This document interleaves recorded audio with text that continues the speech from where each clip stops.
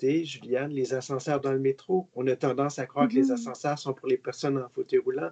Or, les poussettes de bébés, les vélos, les gens âgés, les gens qui arrivent du marché, qui ont des paniers d'épicerie. Donc, c'est un moyen qu'on met en place pour un groupe, mais qui fait boule de neige pour d'autres groupes. Moi, je dirais que l'accessibilité, c'est plus que du lait de soya à notre réunion.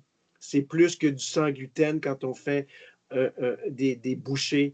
C'est une pensée globale qu'il y aura des gens qui n'auront pas accès au même contenu que nous par les mêmes moyens, qui n'auront pas accès à la salle de la même manière et qui auront peut-être besoin d'accompagnement. Donc, si on le voit dans une globalité, on est capable d'y répondre constamment et non pas dire « Oh, je suis désolé, oh, j'y ai pas pensé. Si on l'avait su avant. » Non, on devrait avoir cette totalité-là parce qu'on a plein de règles quand on prépare des réunions ou qu'on offre une prestation de service. Pourquoi pas rajouter celle-là? En quoi ma pratique fait une différence ou en quoi ma pratique est une situation de handicap pour la personne que j'ai devant moi? Moi, j'ajouterais un exemple dans les technologies.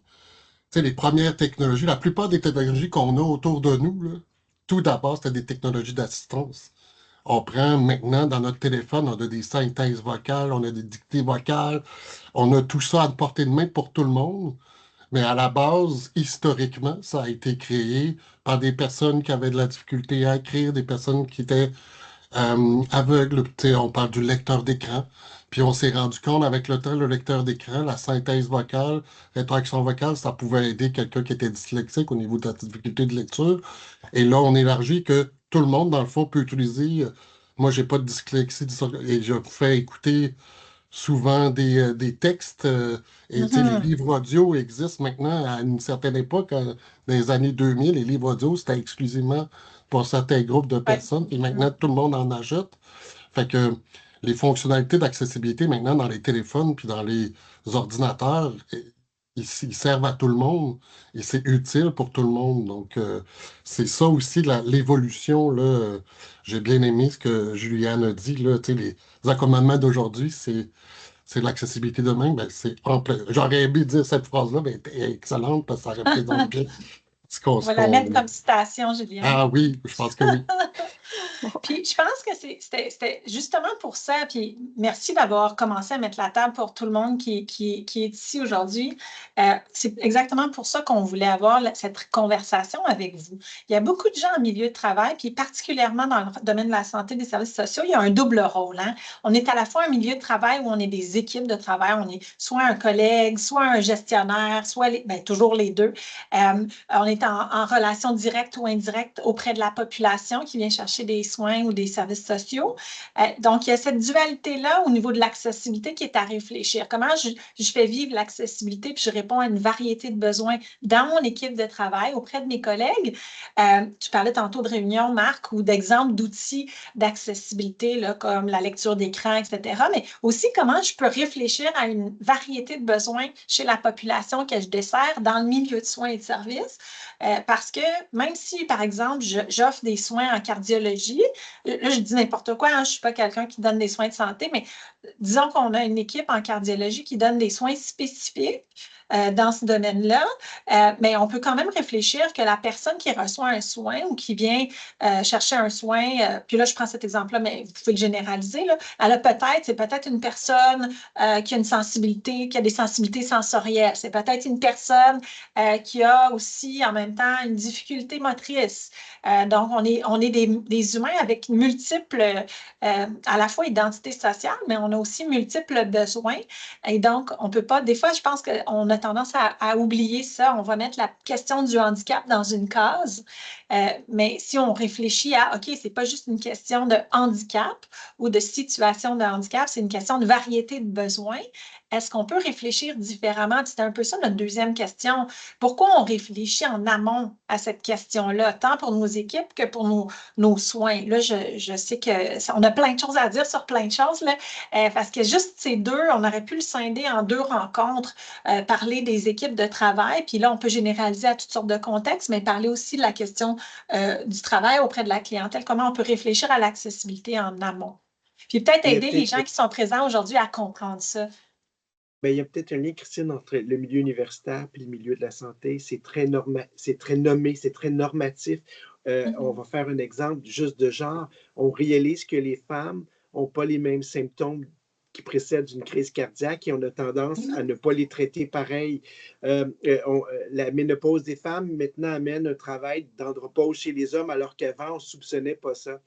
Et c'est la réalité pour le handicap. La question qu'on doit se poser, peut-être quand on est un intervenant ou une intervenante, c'est la perte ou la prise de médication ou la périodalité d'une personne en situation de handicap. C'est peut-être la fin de quelque chose qui va amener une perte beaucoup plus grande. C'est-à-dire que quand je suis dans mon environnement, je suis moins en situation de handicap. Quand je suis à l'hôpital, je ne suis pas dans mon lit, je ne suis pas dans mon environnement. Je vais avoir besoin de beaucoup plus d'assistance. Et c'est là qu'il faut ouvrir et non pas juste traiter la blessure, mais regarder que la perte et cet impact de cette blessure-là a des composantes si on retourne la personne trop vite à la maison parce que son environnement est peut-être plus adapté en fonction de cette nouvelle réalité-là. Donc, c'est de voir venir et de se servir peut-être de l'expérience de la personne pour en savoir un peu plus sur comment elle fonctionne. Parce qu'une prise de médication peut amener une perte de déséquilibre et des chutes beaucoup plus grandes. Donc, la petite blessure devient beaucoup plus grande parce qu'on n'a pas anticipé la réalité. Pour moi qui est en fauteuil roulant, qui a une maladie évolutive, les anesthésies, les médicaments, je refuse. Je préfère avoir mal que d'avoir des médicaments qui vont avoir un impact après sur l'ensemble de mon système, y compris digestif et aller aux toilettes. Donc, c'est toute l'autonomie qui est une perte et la crainte de ne pas être capable de faire les choses seul. C'est très anxiogène pour les personnes en situation de handicap. Merci pour cet exemple-là, Sylvain. Je ne sais pas, Marc, Juliane, nous parler de l'importance de cette réflexion-là en amont. Peut-être dans votre travail, nous donner des exemples sur ce que vous faites pour réfléchir en amont à la question de l'accessibilité. Cette question-là, on pourrait passer 4 heures parce que le pourquoi, quand je travaille avec les organisations, c'est toujours par ça qu'on commence, parce que c'est donner du sens à ce qu'on va faire en accessibilité. Puis, je pense que le lien où il est entre parler du personnel, employé et des clients, parce que souvent, on va penser, on veut rendre accessibles nos services aux personnes, surtout dans les soins de santé, parce qu'on sait que les usagers ont plein de conditions. Mais pour moi, de réussir de l'accessibilité, puis parce que ça demande un changement, parfois mineur, parfois majeur, dans notre façon de procéder pour arriver à un résultat, que ce soit sur, moi, je vais donner l'exemple du numérique, pour arriver à un logiciel ou à un service numérique, s'assurer que quand on fait un événement, il est accessible, ça veut dire qu'il faut le penser en amont. Je vais prendre l'exemple du site web. J'ai eu tellement de demandes Hey, tu pourrais-tu nous faire un audit? Là, on va lancer notre site web dans 2 jours. Ben, ton équipe de développement ne va pas m'aimer si je te fais un audit 2 jours avant parce qu'il va falloir qu'ils retravaillent de fond en comble leur site web. Donc, c'est sûr que l'accessibilité, contrairement à l'adaptation individuelle, c'est un changement dans la conception. Puis pour moi, de travailler en amont, c'est de pouvoir engager des gens qui ont des besoins d'accessibilité, qui vont pouvoir travailler dans le développement. Si on prend un site web, d'avoir des designers qui sont aveugles, d'avoir des designers qui sont autistes, d'avoir des gens que tu n'auras pas le choix d'être accessible. Ton site web n'aura pas le choix parce que tu vas travailler avec des gens qui vont te challenger quotidiennement. Donc, ça, pour moi, c'est ce qu'on appelle la conception inclusive. C'est ce qui amène à... Et si on arrive à améliorer l'accessibilité, ben là, il y a plusieurs raisons. Commençons par la principale raison qui est souvent le facteur qui va décider d'aller vers l'accessibilité, le coût. Le coût d'adaptation des milieux, le coût des accommodements, le coût des plaintes, parce que quand quelqu'un veut être embauché, parce que j'ai eu la chance avec vous de travailler sur le logiciel d'embauche, ben, si dans le processus d'embauche, la personne n'a pas accès, ne peut pas compléter sa demande, ben là, faut qu'il vous écrive. Et là, il y a des courriels, donc tout le temps perdu à essayer d'adapter, d'envoyer un formulaire qui est adapté. Ben, tout ça, c'est du coût du personnel, c'est un budget. Tu rajoutes, et si le processus d'embauche serait sur le site web, accessible pour tout le monde, mais là, on sauve du temps, on sauve de l'argent. Fait que le principal raison, après ça, oui, malheureusement, oui, il y a les droits, tout ça, mais je le sais que quand je parle avec des gestionnaires, là, je dirais que c'est une raison de gestionnaire. La raison du coût reste quand même important parce que si on pense en amont, l'accessibilité, ben, on va éviter tout plein de problèmes. Puis ça serait bien pour tout le monde, mais ça serait bien pour réduire les coûts, pour réduire tous les efforts qui doivent être mis, puis aider nos équipes à se décharger. Tu sais, je prenais l'exemple du site web. Si on inclut l'expertise d'accessibilité dès le début du processus les designers, là, moi, mon expérience, tout le monde est content de le faire, mais pas 2 jours avant le lancement d'un site web. Donc, pour moi, c'est ça, travailler en amont. Puis, moi, maintenant, je refuse tous les contrats qu'on me demande de faire des audits à la fin parce que ça ne sert à rien. Venez me voir quand vous commencez votre processus. Pour que ça soit réfléchi, c'est ça, en amont. Puis je pense parce que oui, effectivement, dans notre projet recrutement équitable et inclusif, c'est un peu, on a eu chaud, puis on a été chanceux. On a validé à la toute fin que notre outil principal pour les candidats était inclusif et accessible. Il y avait des petites zones de travail à améliorer, mais ça, c'était plus de notre côté plutôt que du côté de l'outil. Parce que tu parles de considération de temps, d'aller-retour, de travail, de courriel, mais c'est aussi une considération pour l'expérience. On va prendre cet exemple-là, l'expérience candidat-candidate. On a toutes sortes de personnes qui appliquent chez nous dans une année, qui ont envie de commencer une carrière ou de poursuivre une carrière. Et ces personnes-là, on peut s'imaginer donc qu'ils possèdent une multitude de besoins différents.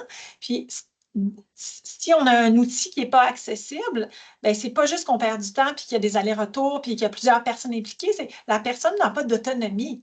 Fait que là, on est en train de dire, ben, dans le fond, on n'est pas prêt pour la main-d'œuvre de demain ou on n'est pas prêt pour la main-d'œuvre qui a des besoins variés.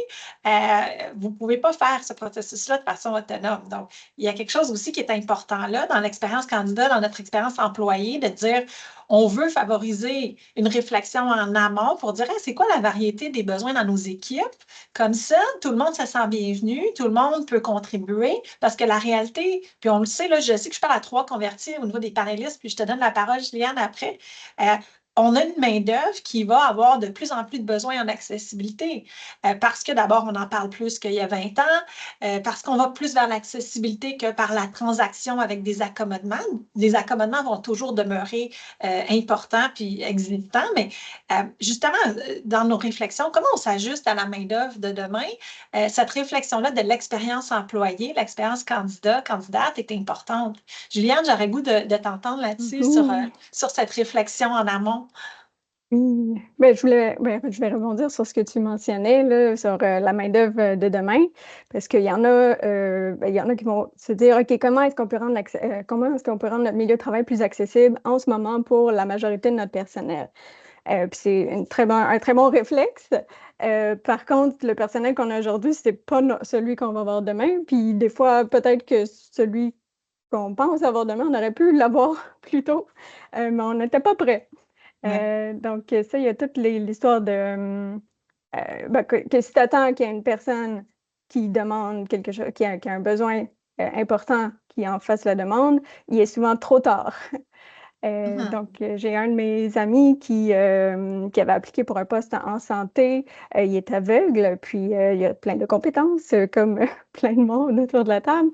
Ça allait bien, ils ont fait une offre d'emploi, tout ça. Par contre, quand il y a un technicien en adaptation de poste qui est venu vérifier comment ça allait se passer concrètement, il y a eu constat que ça allait juste pas être possible parce que les systèmes principaux qui lui permettraient de faire son travail n'étaient pas accessibles avec un lecteur d'écran.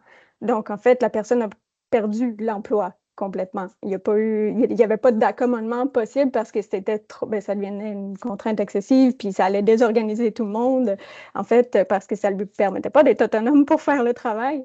Donc, ça n'aurait pas été agréable de toute manière comme milieu de travail à cause de ça. Donc, attendez pas d'avoir quelqu'un qui fasse ce genre de démarche-là et qui frappe un mur, mais pensez-le en amont. Puis en amont, ça peut être notamment par le biais de l'approvisionnement. Donc, un levier qui est souvent négligé dans les organisations.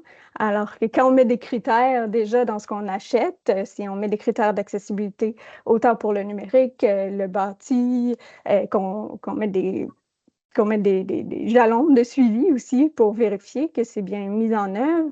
Et il y a beaucoup plus de chances qu'on ait un résultat qui soit accessible que si on fait tout le processus, puis qu'après, c'est le gestionnaire qui reçoit ça, le produit final, qui est comme, oh, mais ce n'est pas accessible parce que ça n'a pas été réfléchi par la direction, notamment. Donc, il y a vraiment plusieurs étapes qu'on peut faire là, pour s'assurer de prendre l'accessibilité en amont, finalement. Puis pour prendre un exemple qu'on a vécu ici au CIUS ou qu'on voit parfois au CIUS, pour rebondir sur ce que tu nommes, là, parfois les gens qui sont dans des postes de décision pour l'approvisionnement, pour faire des choix, par exemple, d'outils technologiques ou d'outils généraux, là, ils ne sont pas au courant qu'il y a des règles en accessibilité, que c'est une obligation pour les organisations publiques. Ils n'ont pas ces informations-là. Souvent, les choix ne sont pas faits de façon éclairée. Ce n'est pas parce qu'on ne veut pas, mais on ne le sait pas. Et je ne sais pas si vous rencontrez ça dans votre travail également. Ben, Un exemple qu'on peut donner, c'est l'exemple juste de la pandémie, les masques avec visière pour que des gens puissent lire sur les lèvres. Beaucoup de gens ont réalisé qu'il n'y avait pas une audition parfaite au final hein, de lire. Et je dirais juste aussi, là, on pense aux personnes en situation de handicap, mais je le dis avec toute l'empathie. Vivre est une maladie évolutive. Donc, on va perdre de l'acuité visuelle, on va perdre de l'audition. Donc, ce que Marc nous disait, ce que Juliane nous disait, les technologies de nos téléphones qui ont été développées pour des personnes en situation de handicap, puis disons-le, des personnes handicapées, servent maintenant. Donc, comment penser plus grand que les normes qui sont les nôtres, puis en fonction du territoire dans lequel on est. Le code du bâtiment, c'est le minimum. On peut bien en parler du code du bâtiment. Je suis certain que quand vous achetez des nouvelles civières, il faudrait en parler au personnel de Maisonneuve-Rosemont. Je ne suis pas certain qu'ils passent dans tous les cadrages de porte parce que l'hôpital répond à une autre norme. Donc, comment penser que la médecine d'aujourd'hui, c'est celle d'aujourd'hui, mais dans 10, 20 ans, donc quand on est sur papier, il n'y a pas de coût à déplacer un mur, il n'y a pas un coût à agrandir une toilette plus grande, à prévoir des maisons des aînés comme on vient de le faire avec des toilettes individuelles, des chambres individuelles pour éviter la contagion en cas de pandémie. C'est toutes des choses qu'on savait, mais qu'on n'avait jamais eu vent. Et parce qu'on a maintenant l'expérience, on doit garder ce savoir-là et l'élargir dans l'idée de l'accessibilité universelle. Puis, moi, j'avais le goût de réagir à ça parce que, tu sais, il y a eu en santé des exemples de sites web non accessibles dans le temps de la pandémie. Il y en a encore beaucoup d'exemples. Et moi, un des problèmes que je vois, c'était au niveau des fournisseurs. Souvent, j'ai vu des appels d'offres, quand oui, on va mettre les normes d'accessibilité, on va mettre les exigences, mais l'affaire, c'est que tout le monde se base sur la confiance des agences ou des fournisseurs qui sont capables de le faire. Mais en ne validant pas, et tout le monde fait des promesses, mais par un manque, je dirais, de compétences d'évaluation des projets à l'intérieur même de l'organisation, que ce soit un CIUS, un CIS ou dans mon cas, la BNQ, d'autres clients que j'ai eus. Ce qui fait que on se base sur une confiance, mais c'est comme tout le monde se fie que l'autre a la compétence, mais personne n'a la compétence, puis personne ne veut vraiment la développer. Puis je pense que c'est là que je dis pas qu'il y a une mauvaise volonté, il y a une bonne intention, mais tu sais, c'est pas suffisant de mettre dans un appel d'offres qu'on exige les normes d'accessibilité sans poser des questions. Est-ce qu'il est certifié? Est-ce qu'ils ont une certification? Est-ce qu'ils ont des gens compétents pour le faire? Et ça, c'est faut aller plus loin, tu sais, dans le processus d'achat, tu sais. Et c'est là que ça prend une vision du gestionnaire, une vision de planification, de dire qu'il faut aller au-delà. Il faut comme exiger. C'est pour ça que moi, personnellement, une loi d'accessibilité, c'est ce que, tu sais, on le voit où. Là, j'en profite pour faire mon éditorial de 30 secondes, mais tu sais, On le voit aux États-Unis, en Ontario, dans les autres provinces canadiennes, où il y a une loi d'accessibilité, où on force un peu, on dirait que c'est pas parfait, mais on voit quand même une différence. Et un jour, je souhaite qu'on ait une loi d'accessibilité pour que tous les fournisseurs de ce monde, ben, qu'ils n'aient pas le choix, puis qu'on ait une restriction là-dedans. Puis, puis ça, je pense que c'est une question de temps, en fait. Fait que je pense que déjà, le domaine de la santé des gestionnaires devrait déjà anticiper ce changement-là majeur.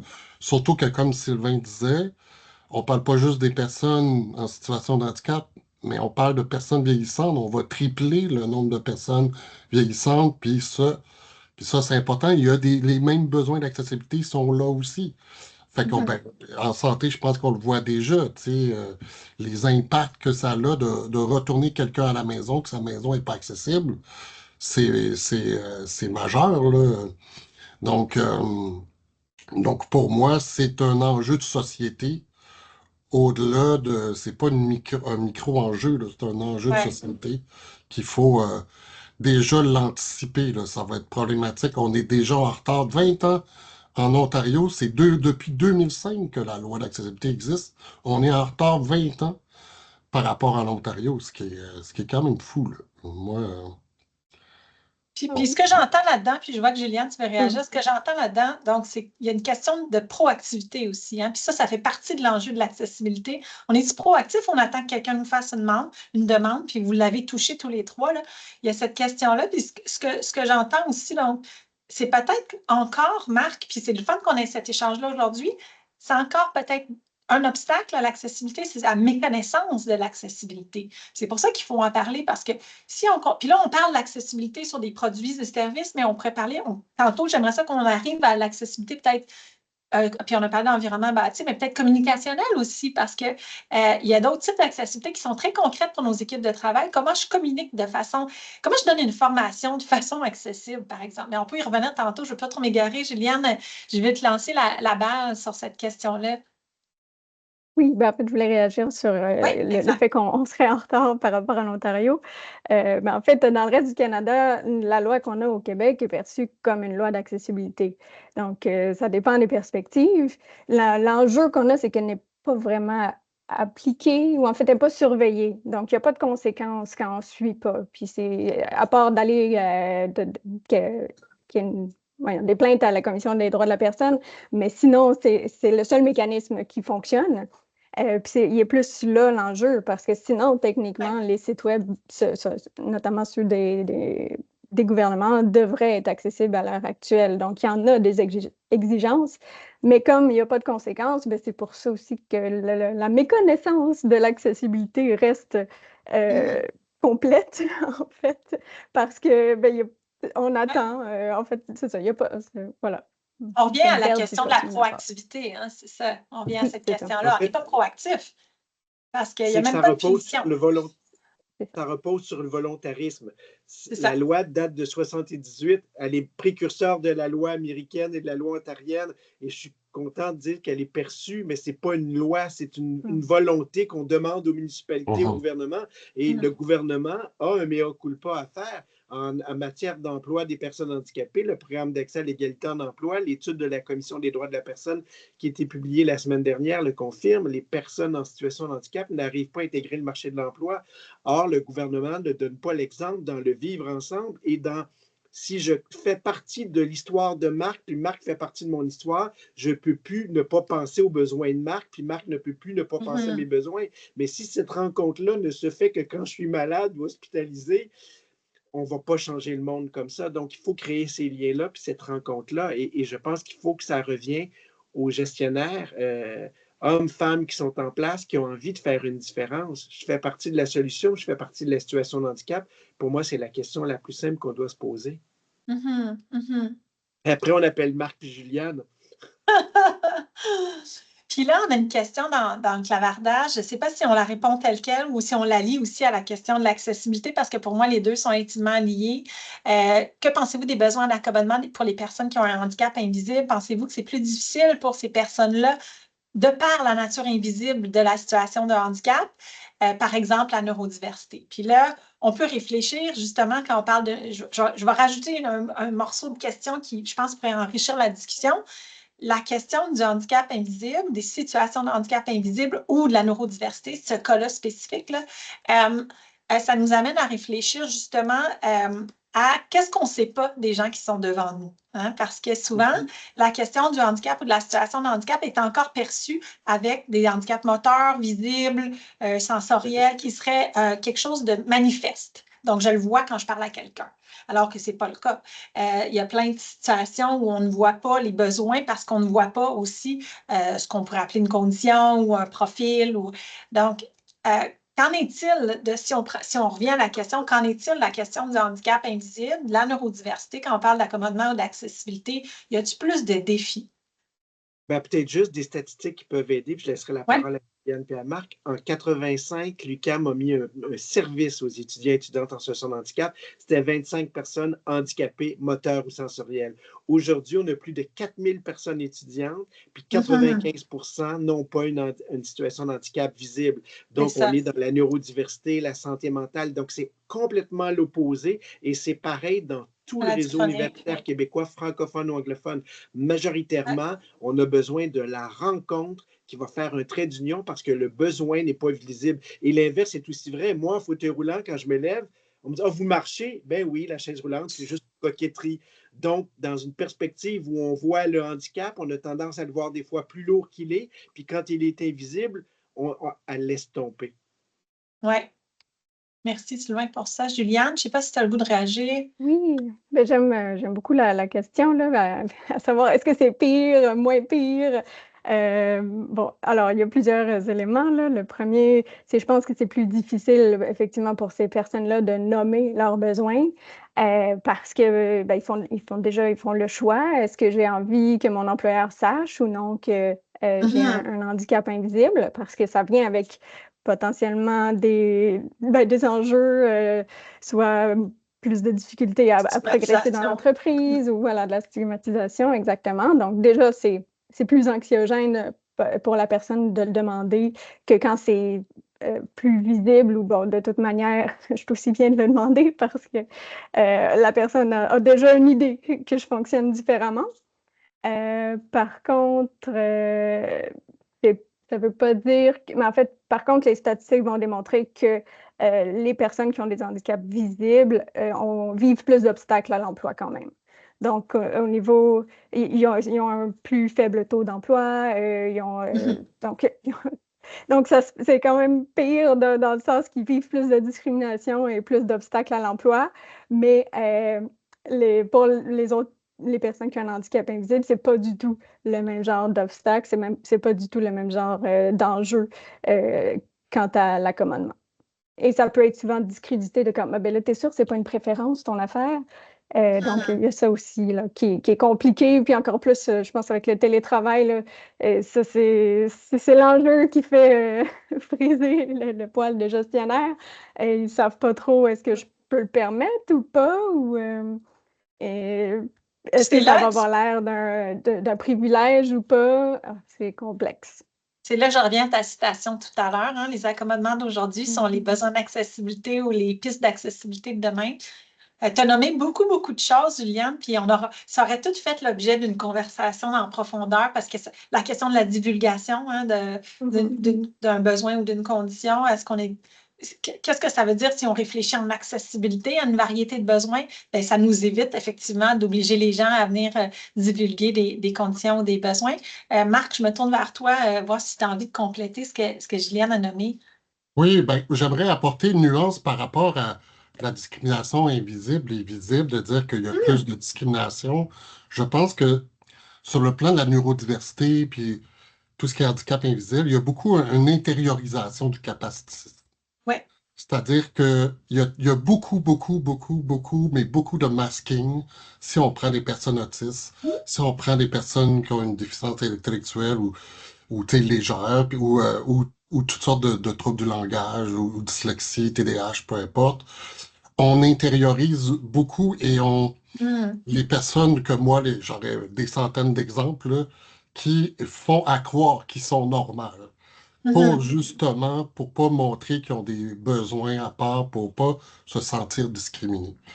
Euh, donc, c'est dur à quantifier statistiquement parce que, tu sais, une des statistiques par rapport au postsecondaire, on le sait qu'au collégial, c'est des statistiques du Collège Dawson que la moitié des personnes étudiantes qui vivent des situations, qui font des demandes d'accommodement dans les services adaptés.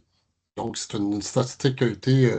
Donc, on le sait encore que ce n'est pas tout le monde qui font la demande malgré toute l'évolution. Et dans le marché du travail, on parle de très peu qui s'identifient par peur, justement, de discrimination.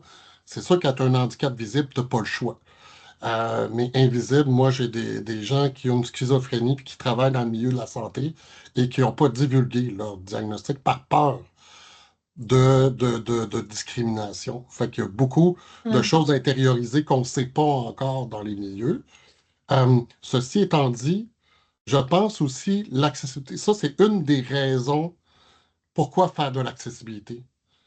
Parce que si on rend les milieux accessibles et capacitants, qui est encore un autre niveau à mon sens, c'est-à-dire que de favoriser une organisation que tout le monde peut avoir un pouvoir d'agir sur son emploi, sur ses services qu'ils reçoivent, que ce soit de l'hôpital ou que ce soit du CLSC, de pouvoir de choisir, ben, il n'y aura pas besoin de demander des accommodements. Ou en tout cas, il n'aura pas besoin très peu. Il y a peut-être des besoins qui n'ont pas besoin d'accommodement dans un contexte où c'est accessible, c'est capacitant.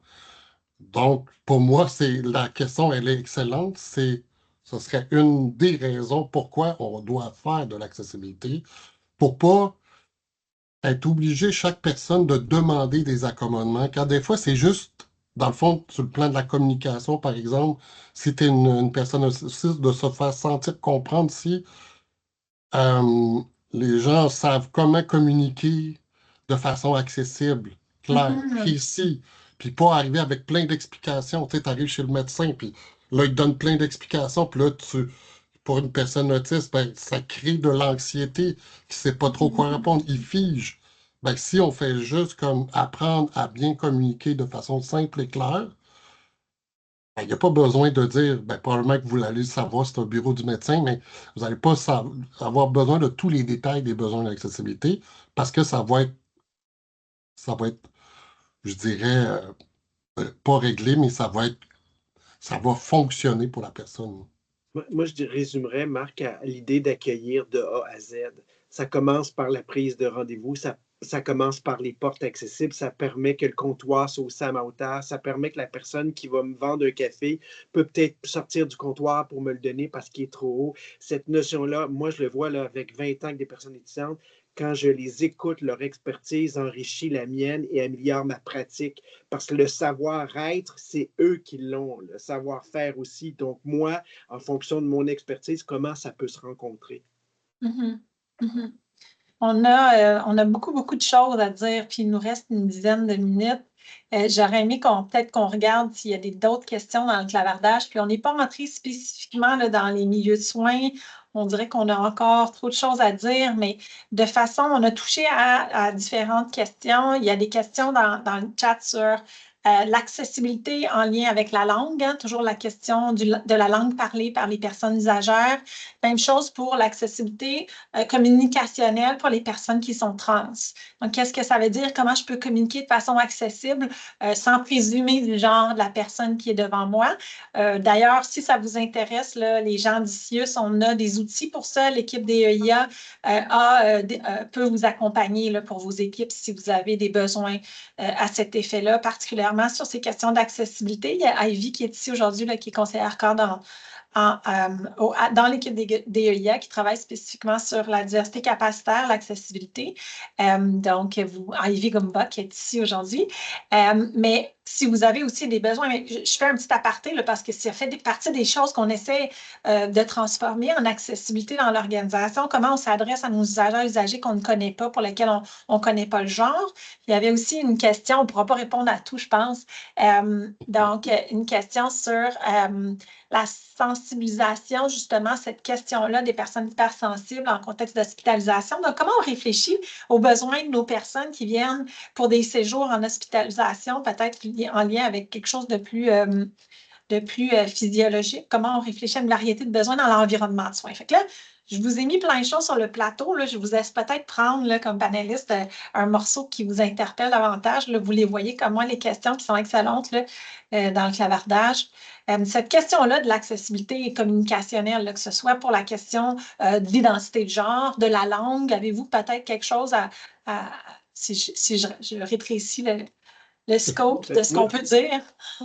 Je reviendrai de poser la question à la personne qu'on a devant soi. Écoutez, si je m'adresse à vous en vous regardant, est-ce que c'est correct? Certaines personnes autistes, ils ne nous regardent pas, ils nous écoutent. Si vous demandez à la personne de nous regarder, elle n'écoutera peut-être plus.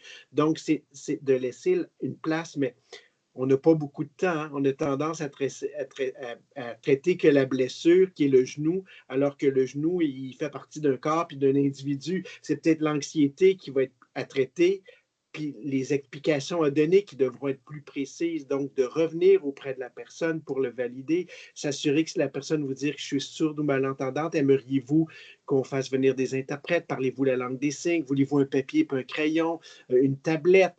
Pour l'accommodement primaire, c'est-à-dire le premier rendez-vous, mais après, essayer de voir plus large, comme quand on a des gens qui sont hospitalisés puis qui mangent des menus particuliers, on en tient compte, bien là, il faut tenir compte de l'entièreté de la personne qu'on a devant soi. Et je sais que c'est une tâche qui demande plus, mais elle est garante pour la suite des choses. Ça va vous simplifier. Moi, si je ne réponds pas à une question qui est sur l'anxiété, et que j'ai répondu à toutes les autres, je m'attends à 15 courriels de la part de la personne étudiante le lendemain. Je n'ai rien réglé. Donc, mieux vaut prendre les 5 minutes de plus pour traiter l'anxiété de la personne, puis après, faire le traitement peut-être, si c'est un traitement ou un service à donner. Et de ne pas rester dans une approche normative. Le fax, là, ça devrait être dans un musée. Merci, Sylvain. Beaucoup de choses aussi là, à garder en tête. Marc, veux-tu y aller? Je te voyais prêt aussi. Oui. Ben, en fait, moi, je voudrais réagir à l'hypersensibilité, parce que je suis personnellement une personne hypersensible. Et puis, ça, je pense que c'est un enjeu parce que ça touche. Il y a l'hypersensibilité en tant que tempérament, qui est définie par une psychologue américaine, Madame Aron. Mais ça fait partie souvent des composantes dans la neurodiversité, que ce soit les personnes autistes ou autres, ou l'hypersensibilité. Puis ça, je pense que c'est très peu considéré dans le milieu de la santé, puis un peu partout, même dans le milieu éducationnel. Mais quand on parle d'hypersensibilité, on va parler d'hypersensibilité sensorielle et émotive et émotionnelle aussi. Mais tu sais, sensorielle au niveau du bruit, au niveau de la luminosité. Tu sais, moi, je sais que quand j'ai rentré un emploi puis il y avait des néons, j'ai eu mal à la tête pendant. Et ça m'a pris du temps à comprendre que c'était finalement les néons. Fait que vous pensez que si c'est agressant pour la personne dans votre bureau, ben c'est sûr que, tu sais, puis au milieu de travail, ben c'est sûr que ça va réduire ses capacités de comprendre puis d'être à l'écoute. Tu sais, le bruit, moi, j'ai de la misère. Moi, j'ai des bouchons maintenant spéciaux qui me permettent de réduire les bruits ambiants puis pouvoir bien entendre les gens. Mais quand tu arrives dans un milieu bruyant, tu sais, si on est dans un hôpital, il y a beaucoup de bruit, puis on essaie d'expliquer des choses, Ouais. ben, tu sais, je pense que la question, elle est très bonne sur le plan de l'accessibilité, de repenser nos milieux. C'est pour ça que peut-être que l'option, tu sais, d'une rencontre en virtuel, que la personne soit. Tu sais, des fois, c'est pas une panacée non plus, le télétravail ou le télémédecine ou la télérencontre, parce qu'il y en a que ça crée de l'anxiété d'être à la maison. Mais le fait d'être à la maison, puis dans ton espace où c'est ta luminosité, où c'est ton bruit, euh, ça va permettre d'être plus à l'écoute, peut-être, avec l'autre, de favoriser cette forme de communication-là. Je pense que ça peut être avantageux pour les gens hypersensibles. Puis l'hypersensibilité, ben c'est ça, je pense qu'en vieillissant aussi, on peut en développer. L'environnement est tellement, c'est tellement agressant souvent, tu sais. Puis je pense que depuis la pandémie, il y a beaucoup de monde qui se sont rendus compte de ça, là. Tu sais, qu'on était à la maison pendant 2 ans, puis tout d'un coup, on revient dans le monde. Mais de penser que quelqu'un qui est autiste, par exemple, mais il y a d'autres exemples, mais tout ça, fait qu'il ne sera pas disposé à écouter. Donc, la communication se fait pas. Fait que pour moi, c'est un élément important de repenser et d'amener l'aspect flexibilité. Je pense que le mot-clé, c'est d'être flexible dans notre façon de communiquer. Puis de voir la personne, tu sais, qu'on le voit qui est en surcharge cognitive ou en surcharge émotionnelle, ben, il faut comme réagir à ça. Fait que pour moi, c'est un élément important pour le vivre au quotidien. L'hypersensibilité, ça peut être nuisible aux relations de travail, mais aux relations usagées et aussi. Mhm. Merci, Marc, pour cette réponse. Puis, Juliane, j'aurais le goût de te donner peut-être pas le mot de la fin, mais le mot de la fin sur cette question. Puis après ça, on va rassembler nos idées. Puis, il y a d'autres questions qui arrivent dans le clavardage. On va vous donner des réponses après coup. Là, à la fin de la rencontre, je vais vous dire comment on va adresser les questions après coup. Juliane? Oui, parfait, parce qu'effectivement, ils sont beaucoup trop complexes pour qu'on puisse répondre individuellement en ce moment. Par contre, ce qui peut ressortir, puis qu'est-ce que je peux voir comme fil conducteur de la même façon là, que mes deux autres panélistes, c'est de viser à utiliser plusieurs modes de communication. Donc, de ne pas s'entêter à un seul, parce que chaque personne communique différemment. Donc, il y en a qui sont beaucoup plus auditifs, il y en a qui aiment les détails, il y en a qui n'aiment pas les détails, et il y en a que le langage clair, ça va être l'idéal. Puis d'ailleurs, il y a beaucoup de groupes en santé, beaucoup de groupes de personnes handicapées qui revendiquent beaucoup le langage clair en santé. Et il y a des initiatives, il y a des ressources pour ça. Quel terme utiliser pour quel terme, quel visuel, quel pictogramme. Donc, il y a certainement pour les questions que vous avez le plus fréquemment, vous pouvez probablement avoir des aides visuelles. Développer un vocabulaire aussi. Donc, voilà. Donc, de varier vraiment les modes de communication, je pense que c'est ce qui va pouvoir répondre le plus possible aux différents publics que vous avez mentionnés dans les questions. Puis j'ajouterais même à ça la question, on discutait de ça avec des collaborateurs internes hier d'un institut de recherche, comment on communique aussi pour une variété de degrés de littératie. Hein. On peut rajouter toute cette question-là là, de l'accessibilité dans, OK, à qui je m'adresse si je veux m'adresser à tous les utilisateurs et utilisatrices de nos services au niveau de notre population desservie, bien, il y a des gens qui ont pas tous le même degré de compréhension de la langue pour divers motifs. Donc, au niveau on parlait tantôt de la langue, du choix des mots, des consignes, la façon dont on s'exprime, ben, ça amène aussi cette dimension-là. Il y a beaucoup de choses qu'on aurait pu dire, qu'on pourrait continuer toute l'après-midi sur ce sujet-là. Merci à tout le monde qui était présente. Merci à nos 3 panélistes. Je suis très, très reconnaissante. Je sais que l'équipe aussi est très reconnaissante d'avoir pu bénéficier de cet échange avec vous, de vos expertises respectives. On va continuer à vous donner du suivi sur les questions qui étaient dans le clavardage. On vous enverra un courriel aussi avec des ressources suite à cette rencontre. Là, dans les prochains jours, vous allez recevoir un courriel de notre part avec des ressources qui ont été proposées à la fois par nos panélistes, par l'équipe des EIA. N'hésitez pas, les gens d'ici au Centre-Ouest, à nous contacter. Tina a mis l'adresse dans le clavardage si vous avez des besoins de soutien pour l'accessibilité, que ce soit communicationnel, environnemental, etc., etc. Peut-être, je ne sais pas si Sylvain, Juliane, Marc, vous avez un petit mot de la fin, mais ce serait à vous l'honneur. Juste merci. C'est toujours intéressant de discuter, puis on en aurait pris encore. Moi, je dois y aller, j'ai un transport adapté. Merci Juliane, merci Marc, merci à toute l'équipe du CIUS pour l'invitation. Merci. Bonne journée, bon après-midi tout le monde. Oui, merci beaucoup.